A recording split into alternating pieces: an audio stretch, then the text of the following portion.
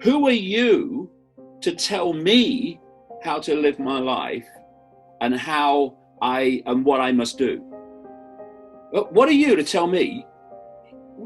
You've got no right to tell me. You can reach a point where you're so locked away in an illusion that the illusion is completely controlling your life. And I have this phrase, start living life and stop life living you. And people in this perceptual state of following authority, believing authority, falling into the manipulation card of fear, those people, life is living them. Life is living them because they have conceded their right to form their own perceptions. And when you do that, that which is forming your perceptions, downloading your perceptions, is now living your life. It's now dictating your life. So life is living you. When you take control of your perceptions back and you do your own research, you do your own questioning, and then come to your own conclusions and not someone else's, then you start living life. How? Because your perception and the interaction with the field of possibility and probability, you are now changing and dictating because you are changing the nature of that dynamic and thus what you can manifest as an experience of what we call life. Whereas when life's living you, someone else is dictating your perception, which is dictating your perceptual field, frequency, which is dictating the dynamic of interaction, which is dictating and creating your experience.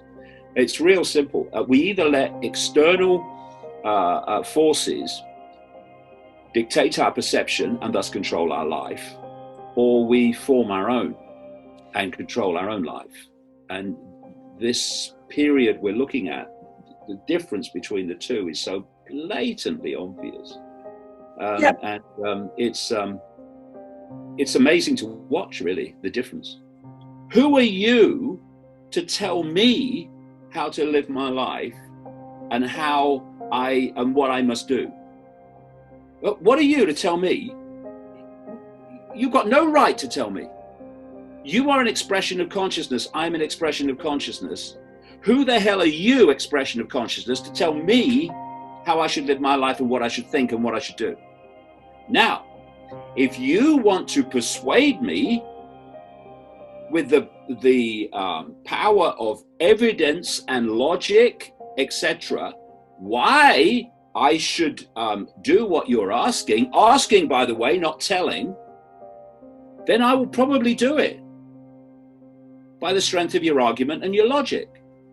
But I am a sovereign expression of all that is. We may all be connected and all the same consciousness ultimately, but we're all unique expressions of that consciousness, the unique amalgamation of our experiences, of our attitudes, all the things that we form what we call personality, what we call perception.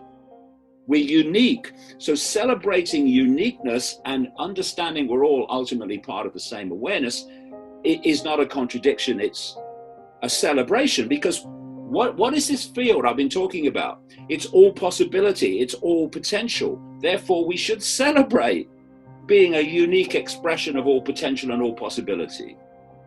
And what happens is the more you disconnect from that understanding of you being a unique expression of consciousness, the less variety, diversity there actually is, because people just coagulate into the same little blob of myopic possibility and myopic ways of seeing the world. And what's happening, if you look at it again with this woke mentality, the pressure is not to celebrate and express your uniqueness of view, opinion, perception, but to become part of the group where everyone thinks and sees the world the same, everything we should be doing to set ourselves free, the opposite is the pressure in society to do. Why? Because they don't want unique people expressing their uniqueness and saying, by the way, I don't care if you've got a uniform on or what you call yourself. You don't tell me what to do, right? You can persuade me what to do. And, you know, it starts at the earliest age. You will do this, you will do that. Persuade me. Give me the evidence. What is the cause of that problem? People acquiescing to the group. Well, how do you remove the cause of the problem? You stop acquiescing to the group. You let go of the fear of what other people think, and you lock in to your self-respect. Self-respect, this is the key. Self-respect will not concede to the group. It will not do that. If the group makes sense, it might agree to do what the group does here and there because it makes sense and it makes logical sense. But it ain't gonna just do what the group says because that's what the group says. Because its self-respect won't let it. You know, its self-respect will not keep its mouth shut when nonsense is being talked by this woke mentality. So those that complain about censorship, they have to live their truth. Because the worst, most insidious form of censorship is self-censorship, where you simply do not say something because you fear the consequences of saying it. And eventually that something gets eliminated. It's not even talked about anymore. That view, that way of seeing the world, gone into the blob. So it's no good people complaining about censorship and then self-censoring. It isn't. We have to speak our truth and respect our right to have that truth, and not have someone else tell us we can't have it. Because my view is this: you tell me to shut up, I'm shouting louder every time. You tell me to go away, I'm running at you harder, faster. Because once we start conceding our uniqueness disappears.